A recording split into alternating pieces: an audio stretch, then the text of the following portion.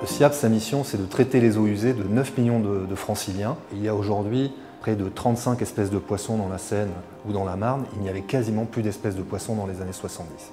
La qualité de la Seine s'est améliorée depuis 30 ans et le SIAP a été un des principaux acteurs.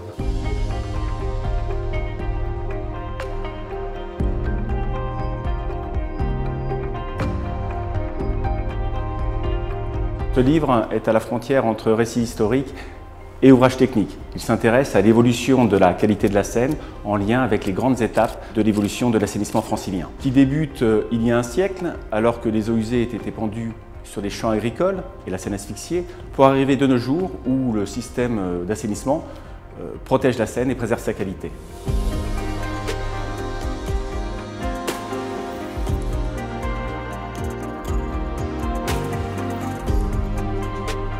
L'évolution des techniques d'assainissement s'est faite au rythme des avancées scientifiques. Dès les années 1900-1930, les essais menés en Angleterre puis en Île-de-France ont permis de faire émerger les procédés par bout activé. La recherche a également permis la montée en puissance des systèmes d'observation environnementaux, tels que l'Observatoire Mécène, qui suit la qualité de la Seine en Île-de-France depuis plus de 30 ans. Cet observatoire, qui a nourri cet ouvrage en données et en connaissances, s'est construit au gré des avancées scientifiques et a bénéficié des évolutions technologiques depuis plus de 30 ans.